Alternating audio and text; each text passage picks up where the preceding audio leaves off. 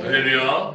네, 하나님의 크신 총이 함께 하시기를 축원하겠습니다. 그리고 오늘도 각 가정에서 또 이렇게 각 여러 곳에 흩어져서 예배드리는 모든 분들에게 하나님께서 함께 하시기를 축원하겠습니다.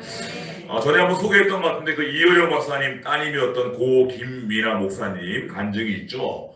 원래는 이제 검사 출신이었고 했는데 이제 이분이 나중에 목사가 되셨는데 그 과정에서 이제 여러 가지 간증이 많았고 특별히 본인 아들이 많이 아파서 제가 알기로 일찍 이제 먼저 죽은 걸로 알고 있습니다. 근데 이제 아들이 굉장히 고통을 당할 때에 엄마로서 옆에 지켜보면서 너무 아들이 고통당하는 게 참 마음이 아프니까 차라리 내가 대신 좀 아파주고 싶다 이런 이야기 고백을 한 적이 있었어요.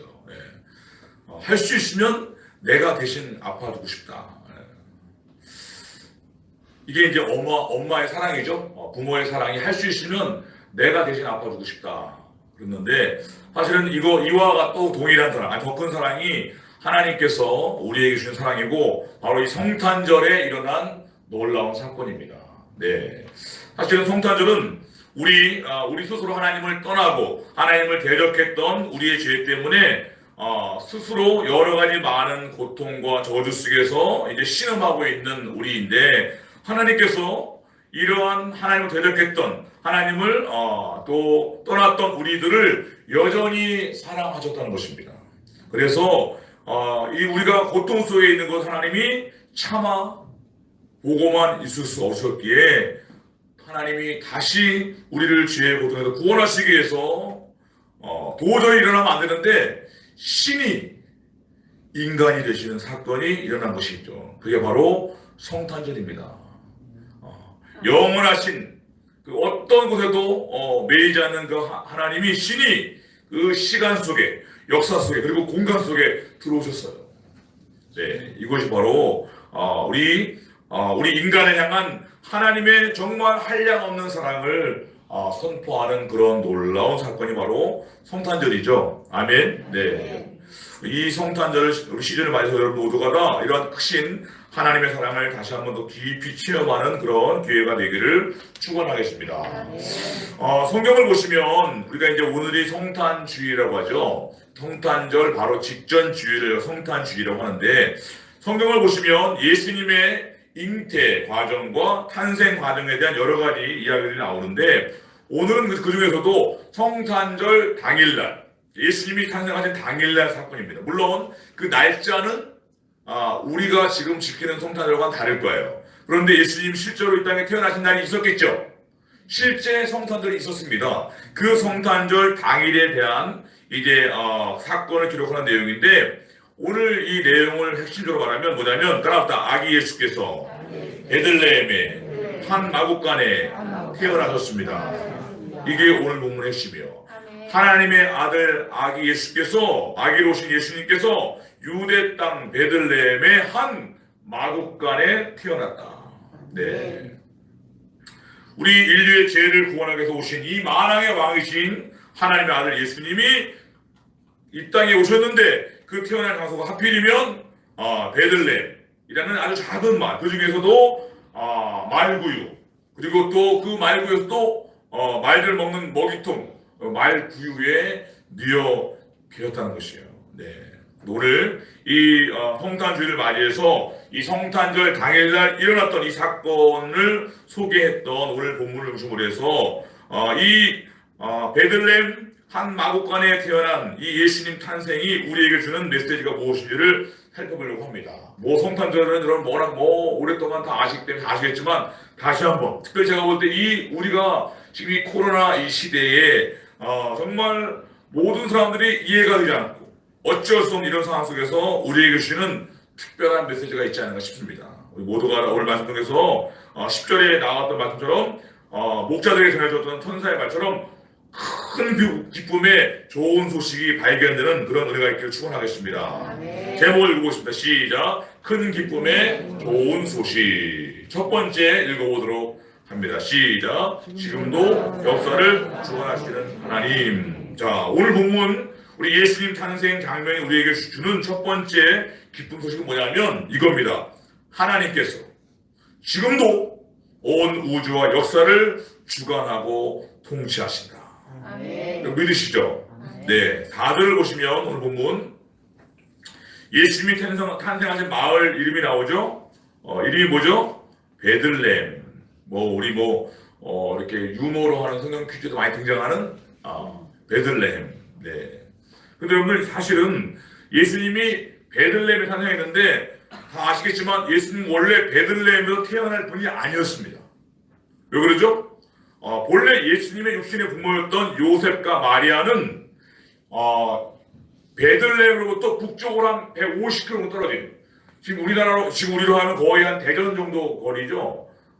차 타고 한 2시간 가야 되는 거리인데 지금이야 차 타고 2시간 거리지만 여러분들 그렇죠? 그 옛날에는 어땠을까요? 며칠 동안 가야 할 길입니다. 험난한 길이죠. 즉 예수님의 육신의 부모인 요셉과 마리아는 원래 나사렛, 베들레헴이 아니라 나사렛이라고 하는 동네에 살던 사람들이었어요. 실제로 예수님께서 이 마태복음 1장 보시면 천사가 나타나서 마리아에게 잉태 사건을 알려주죠. 스테곤이라고. 예수님을 잉태한 장소도 어디였을까요? 나사렛이었습니다. 나중에 예수님이 태어나 자란 곳도 어디였을까요? 나사렛이었습니다. 나중에 예수님의 별명이 뭐예요? 나사렛 예수다. 예수님 별명이 나사렛 예수예요. 궁금한 것은 당연히 그렇다면 예수님이 당연히 나사렛에서 태어나야 되는 거예요. 그런데 왜 전혀 엉뚱한 장소인 베들레헴에 태어났을까 하는 것이죠. 여러분 이유가 뭘까요, 여러분들? 그 이유를 설명하는 것이 오늘 본문 1장부터 7장까지 이야기인데 우리 1절만 한번 읽어보도록 합니다. 그 이유를 알려주죠. 1절 시작. 그때 가이사 아구스토가 영을 내려 천하로 다 호적하라 하였으니. 자, 무슨 말인지 아시죠? 왜 이런 일이 일어나냐면 바로 그 당시 황제였던 가이사 아구스토, 즉 아우구스트 황제 때 황제가 이 세금 징수를 정확히 하려고 간혹 이 호적 명령을 내리는데 그 당시에는 호적을 신고하려면 원래 자기 본래의 고향으로, 조상들의 고향으로, 쉽게 말해 이런 겁니다. 우리 김혜김 씨 여기 계시죠? 김혜김 씨 여러분 다 여기 서울 사시잖아요, 안양에. 근데 호적하라 그러는데 그 당시에는 다 김해로 가야 돼. 그랬다는 겁니다. 원래 이 요셉, 마리아, 요셉이 여러분들 그 다윗의 후손들이 그렇죠. 다윗은 베들레헴의 고향이었습니다. 그러니까 다윗 왕의 후손이기 때문에 이게 도대체 언제적 얘기인지 모르지만 그러니까 무조건 가라는 거예요. 그래서 가게 되었다는 것입니다. 그리고 이렇게 로마 황제의 명령 때문에 호적 신고 때문에 제가 볼 때 아마 이 요셉이나 마리아가 그 전까지 베들레헴을 가본 적이 없을지도 몰라요. 아마 김혜김 씨 중에 상당수는 김해를 안 가봤을 거야. 그렇죠? 그런데 어쩔 수 없이 황제의 명령이니까 베들레헴에 갔다가 잠시 머무는 기간 동안에 예수님이 그때 태어난 거예요. 제가 리얼한 예를 알려드릴게요. 저희 주찬이 조이가 미국 시민권자입니다. 걔들은 미국에서 태어난 거 기억도 못해요. 걔들이 왜 미국 국적인지 아시죠, 여러분들? 잠깐 거기 저희가 있는 동안에 태어난 거예요. 걔들이 거의 한 7개월밖에 없어요, 미국에. 그런데 걔들이 거기 태어나는 바람에 미국 시민권이 된 거예요. 예수님이 요셉과 마리아가 잠깐 호적하러 베들레헴에 갔던 기간 동안에 그냥 태어나버린 거예요. 자, 중요한 건 뭐냐면 이렇게 마치 우연처럼 보이고 또 어쩔 수 없는 황제의 명령에 의한 외압에 의해서 일어나는 것도 보이지만 사실은 이 모든 과정 속에서 아무도 눈치채지 못한 하나님의 놀라운 계획과 섭리가 진행되고 있었습니다. 그게 뭡니까 여러분 다 아시죠? 바로 구약에 약속된 인류를 구원할 메시아 탄생의 장소에 대한 하나님의 예언이 지금 성취되고 있는 놀라운 장면입니다. 우리 다 같이 한번 마태복음 2장 1절 6절 읽어볼까요? 자, 한번 시간이 준비되어 있죠? 자, 저랑 같이 한번 이 마태복음 2장 1절을 우리 한번 교독을 해보도록 하겠습니다. 헤롯 왕 때에 예수께서 유대 베들레헴에서 나심에 동방으로부터 박사들이 예루살렘에 이르러 말하되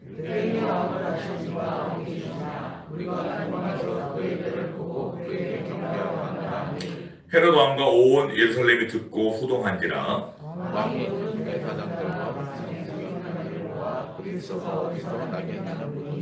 이르되 유대 베들레헴이오니 이는 선지자로 이렇게 기록된 바. 또 유대 땅 베들레헴아 너는 유대인들 중에서 가장 작지 아니하도다. 내게서 한 다스리는 자가 나와서 내 백성 이스라엘의 목자가 되리라 하였음이니. 아멘. 여러분 이게 무슨 말이에요, 여러분들? 그 당시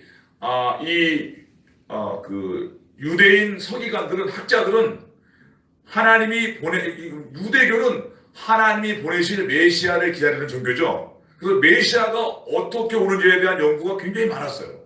그런데 이들이 과거 선지자의 예언을 통해서 메시아가 어디로 올지를 알았습니다. 어디죠? 바로 이 미가서, 이게 바로 오늘 이 6절이 뭐냐면 또 유대 땅 베들레헴아 너는 유다 고우 중에 가장 작지 아니하도다. 내게서 한 다스리는 자가 나와서 내 백성 이스라엘의 목자 즉 왕이 될 것이라는 예언이 있죠. 이게 바로 지금 이 본문으로부터 700년 전인 미가 선지자가 700년 전에 예언했던 예언의 내용을 이 유대인 율법학자들이 다 알고 있었어요. 그래서 대략 유력한 후보지가 어디예요? 베들레헴이었습니다. 우리 한번 요 실제 원문인 미가서 5장을 읽어볼게요. 시작. 베들레헴 유브라다야 이스라엘 자가 내게서 나올 것이라. 그의 근본은 상고의 영원이니라. 예, 이 부분은 이 앞으로 오실 메시아가 베들레헴에 태어나는 그런 얘기죠. 근데 그분이 근본이 상고, 영원, 태고의 영원전부터 계신 분이 오시다는 것이죠. 근데 내용은 같습니다. 뭐죠? 장소가 어디예요? 베들레헴. 다만 그분이 언제 어떻게 올지를 몰랐던 거예요. 그러나 대략 관심 있는 사람은 알았어요. 그 땅은 메시아가 오는 땅은 베들레헴이다. 그런데 아무도 몰랐죠. 그런데 때가 참해. 하나님의 때가 참해. 하나님이 로마 황제의 갑작스러운 호정 명령을 사용해서 아무도 눈치채지 못하는 사이에 700년 전 미가 선지자를 통해서 주었던 그 메시아 탄생의 장소인 베들레헴에 대한 예언을 지금 성취하고 계신 것입니다. 아멘. 그렇죠? 네. 놀라운 일이죠. 하나님의 계획이 이루어지고 있는 것이에요. 마찬가지입니다. 지금도 우리가 사는 세상이 이 세상 역사가 막 아무리 이상하게 돌아가는 것 같고 일부 힘 있는 사람들이 마음대로 하는 것은 보이지만 분명히 기억하세요. 지금도 이 세상 모든 역사는 누가 주관하십니까? 여전히 전능하신 하나님의 능하신 손 아래 다스림 받고 있습니다. 그리고 하나님은 반드시 그 전능하신 능력으로 당신의 계획을 반드시 성취하십니다. 아멘. 이것이 바로 이 성탄절 우리에게 주는 큰 좋은 소식이에요. 하나님이 역사를 다스리고 계십니다. 따라서 우리가 이 성탄절 시즌에 우리가 집중할 것은 뭐냐면 지금도 역사를 주관하시는 그리고 반드시 당신의 계획을 이루시는 하나님의 뜻을 이루는 일에 동참하셔야 됩니다. 이 성탄절이 그 메시지 아닙니까? 하나님이 다스리신다. 하나님이 자기 뜻을 이루신다. 이게 성탄절의 메시지예요. 그리고 우리가 뭐 해야 될까요? 우리도 지금 우리 시대에 오늘 이루실 하나님의 계획에 동참하는 게 우리의 소망입니다. 그게 뭘까요, 여러분들? 지금 우리 2020년 12월 달에 하나님이 지금도 이루시는 일이 뭘까요, 여러분들? 바로 모든 민족에게, 모든 사람들에게 복음을 전파하는 일입니다. 아멘?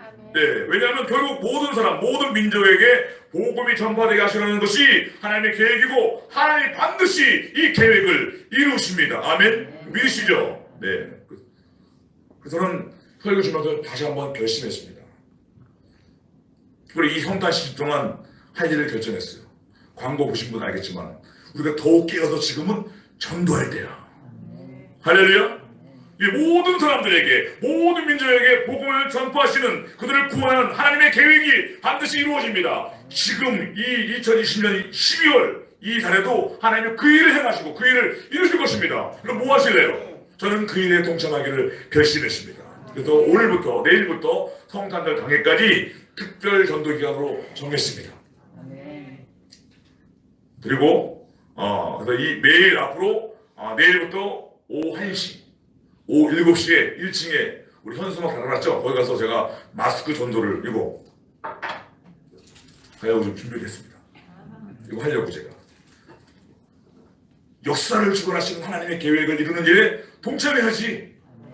동참들이라도 네, 저는 나갑니다. 여러분은 알아서 하시기 바랍니다.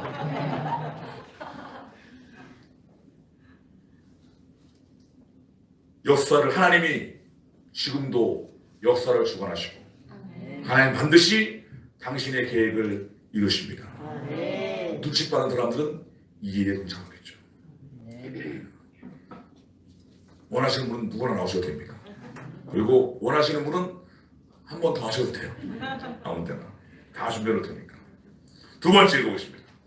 시작. 고난 속에 숨겨진 하나님의 계획. 네, 오늘 또 한 가지 오늘 이 본문을 주는 메시지는 뭐냐면 이 고난 속에도 하나님의 숨겨진 선한 계획이 있다. 아멘. 믿으시죠, 여러분들? 네. 앞서 우리 살펴본 대로 사실은 나사렛에서 태어났던 예수님께서 전혀 계획이 없던 베들레헴에 태어나는 것이 사실은 외적으로는 전적으로 누구 때문이죠? 로마 황제의 호전명령 때문이에요. 그 당시 원래 로마 황제들이 호전명령을 많이 내리지 않았습니다. 간혹 가끔씩 이렇게 이 로마 전체 역사 중에서 그렇게 많지 않아요. 서너 번은 했다고 합니다. 근데 그 일이 이때 걸린 거예요. 그 로마 황제의 호전 명령 때문에 결국은 사실 예수님의 육신의 부모인 마리아와 요셉도 전혀 원하지 않은 상황이었죠. 이 바라는 바가 아니었습니다. 왜 지금 갑자기 이 생업을 놔두고, 그렇죠? 베들레헴에 왜 가요? 아는 사람도 없는데. 그리고 지금 마리아가 어떤 상황이냐면 마리아가 이미 만삭이 언제 아이가 나올지 모르는데 가야 된다는 거야. 결국은 마지막 미루다가 마지막 마지노선에 갔겠죠. 안 가도 되는 줄 알았는데 결국 가라는 거야. 안 가면 행정명령이 때려주는 거겠죠. 많이 들어보던 그죠? 많이 들어죠. 예. 지금 절대적인 안정이 필요한 이 만삭의 몸을 이끌고 가족 부양을 위한 이 생업을 다 뒤로하고 황제가 아무도 예외가 없다는 거예요. 그래서 정말 울며 겨자먹기식으로 그 만삭 안에 마리아를 데리고 베들레헴까지 그 150km를 간 거예요. 며칠을 거쳐서 정말 이해할 수 없는 상황을 이런 어려움을 당하고 있는 것이죠. 네, 이런 상황들이 뭐냐면 여러분들 이게 놀라운 메시지예요. 바로 이런 모습들이 뭐냐면 역사 속에서 늘 반복되었던 힘없는 서민들이 권력자들의 횡포에 당하는 억울함의 극치를 예수님이 겪으셨다. 그런데 여러분들 오늘 본문은 뭘 말합니까? 그것만 말하는 게 아니에요. 권력자들의 횡포, 그 억울함. 그런데 오늘 본문은 뭘 말합니까? 너무 좌절하지 말라는 것이에요. 너무 낙심하지 말라는 거예요. 왜냐하면 그래봤자 결국 하나님의 계획과 뜻이 이루어지는 것뿐이라는 것입니다.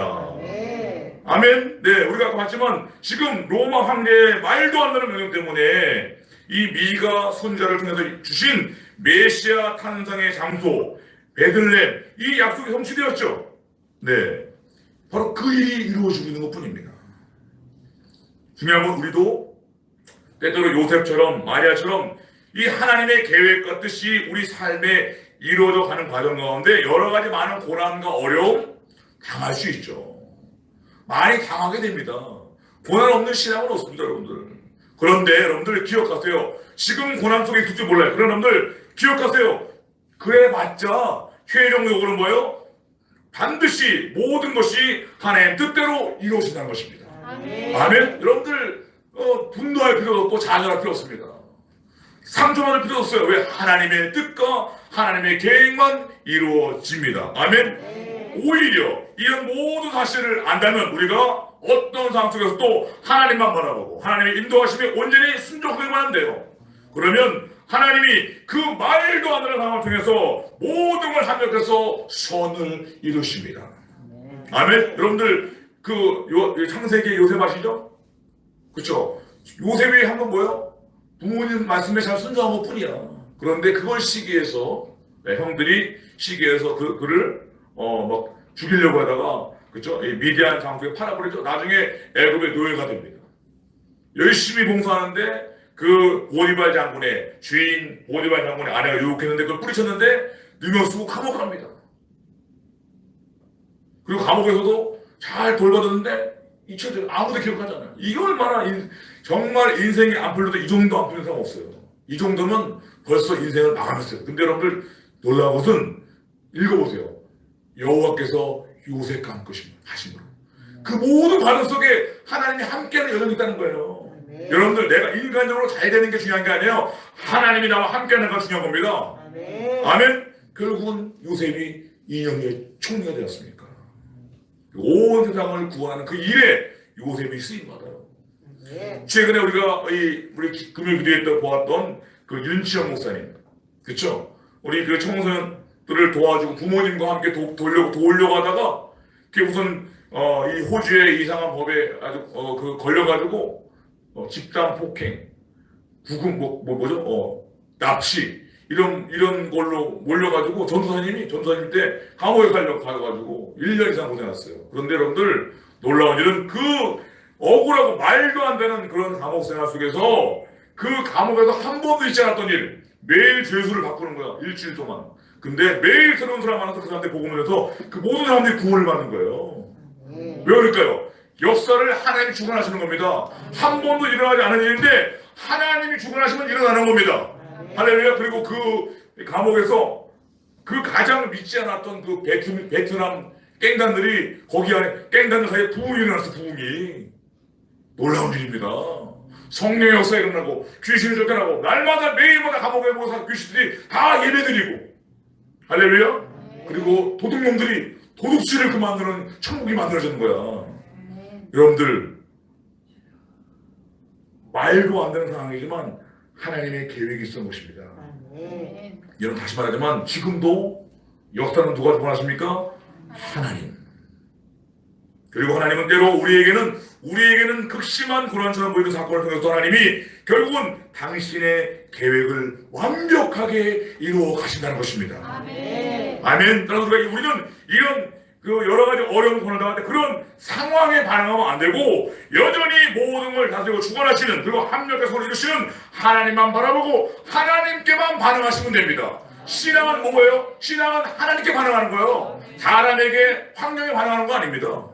하나님이 나에게 무엇을 바라느냐? 하나님의 뜻이 무엇이냐? 하나님이 나에게 말씀하신 말씀이 무엇인가? 거기에만 초점하시면 되는 거예요. 아멘. 이걸 잃어버리면 방향을 잃어버리는 거예요. 아멘. 특별히 지금 우리 코로나19 때문에 그야말로 온 세상이 고통을 당하고 있습니다.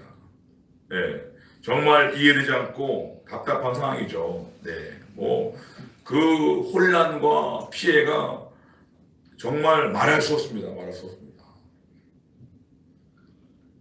그리고 언제 끝날지도 몰라요. 앞으로 우리가 교회도 마찬가지지만 참 다들 우리도 지금 다 못 모이지 않습니까? 애들은 엉뚱한 데 가야 돼요. 그렇죠? 교회도 못 나온 분도 많이 계시고. 네. 그런데 여러분 기억하세요. 분명한 사실은 지금 이 코로나가 창궐한 이 상황에서도 이 상황도 여전히 전능하신 하나님의 손 아래에 있다는 것입니다. 여러분 믿으시죠? 그리고 우리가 모를 뿐이지만 하나님께서 지금도 이 순간에도 하나님의 계획을 이루어가고 계십니다. 이걸 기억하셔야 돼요. 아멘. 우리가 할 일은 무엇입니까? 순종하고 기다리는 것. 그러면 반드시 하나님께서 이 모든 걸 합력해서 더 좋은 선한 열매를 맺게 할 줄로 믿습니다. 하나님의 계획이 이루어지는 것 뿐이에요. 마지막 세 번째 보겠습니다. 시작. 오늘 본문 예수님의 탄생 장면이 우리에게 전하는 또 한 가지 중요한 소식이 뭔가 하면 바로 누가 예수님을 만날 수 있는가 하는 거예요. 이 성탄절에 오신 예수님을 누가 만날 수 있는가? 굉장히 중요한 메시지입니다. 결론부터 말하면 마음이 가난하고 겸손한 사람이 예수님을 만납니다. 그 사람 못 만나는 거예요. 참고로 여러분들 아까 이거 마태복음에 동방 박사들이 이 유대인의 왕으로 오신 메시아가 온다는 것을 알았지만 어디로 갔죠? 왕궁으로 갔어요. 그게 그들의 가치관이었어요. 그러나 그곳에 계시지 않았어요. 지금도 화려한 왕궁으로 가면 예수님 계시지 않아요. 예수님 계신 곳은 어디죠? 우리 한번 7절을 읽어봅니다. 우리 오늘 본문에 누가복음 2장 7절 시작.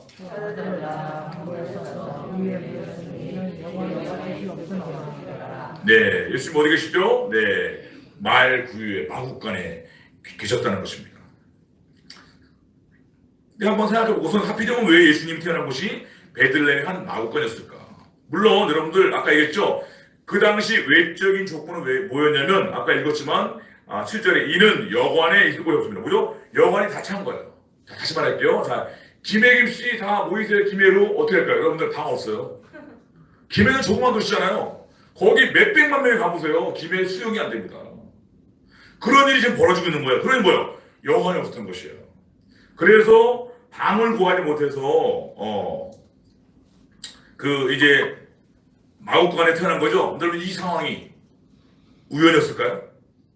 이런 상황들이 운이 없어서 그렇게 됐을까요, 여러분들? 아니죠, 여러분들. 생각해보세요.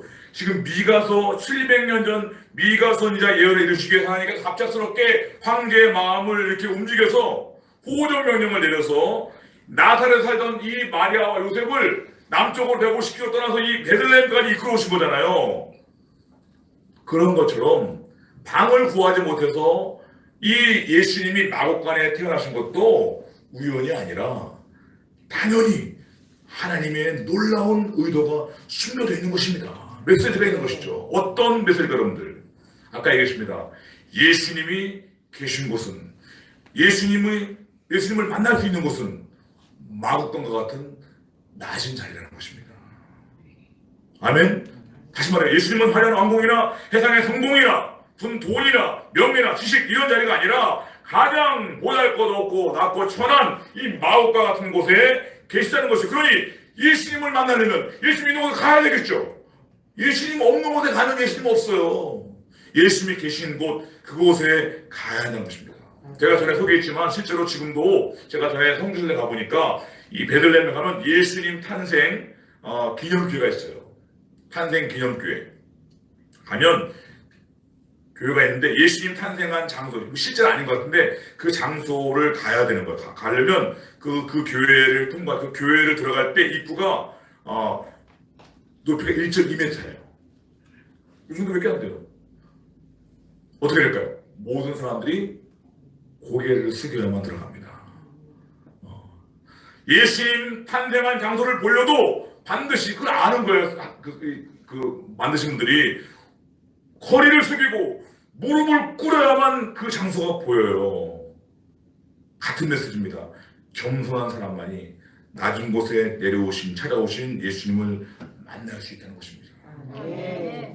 그래서 실제로 오늘 본문도 보시면요, 이 땅에 오신 예수님을 가장 먼저 만나고 영접한 사람이 누구예요, 여러분들? 천사들이 누구에게 솔직히 알려주죠? 네, 목자들은 그 당시 가장 천한 직업이었습니다. 그들이 가장 먼저 소식을 들었고 가장 먼저 와서 경배합니다. 제가 볼 땐 동방박사보다 먼저 갔을 거예요.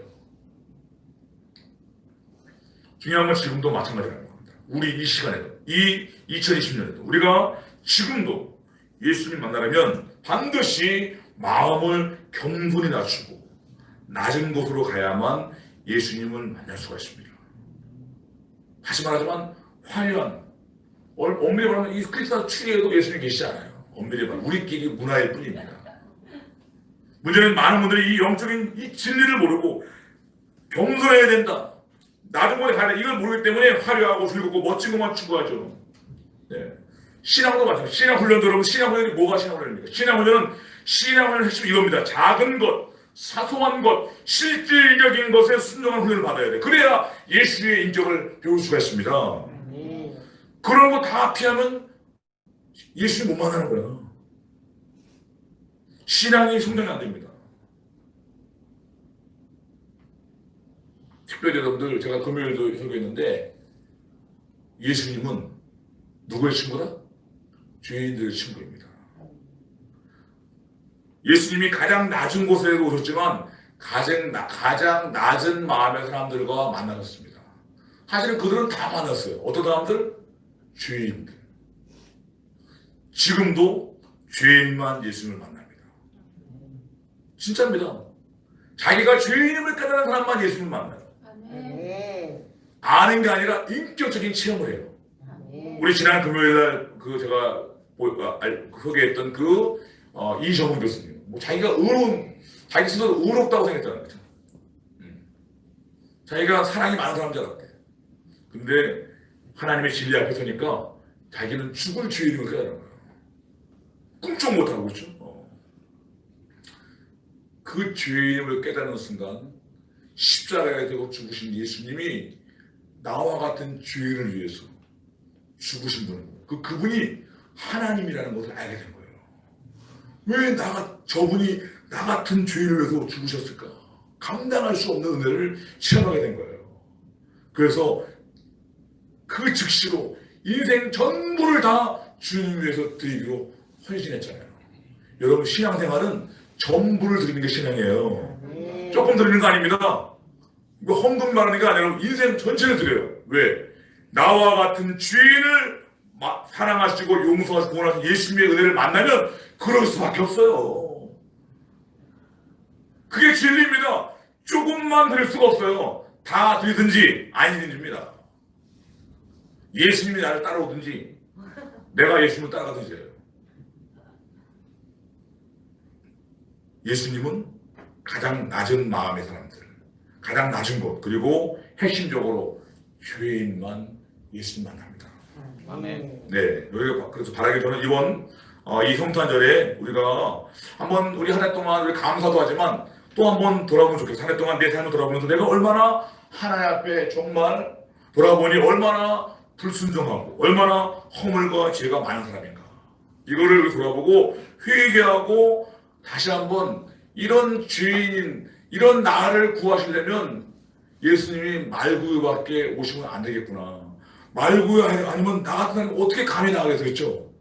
여러분들, 우리가 왕궁에 오셔서 우리 같은 사람 못 가잖아요. 예수님이 말구에 오신 것은 누구든지 자기가 죄인임을 깨닫고 겸손하게 나오면 누구든지 올 수 있는 곳이 또 말구입니다. 우리가 이 성탄 계절에 다른 사람 여러분들 말할 거 없어요. 다른 사람을 말합니까? 내가 중요하지.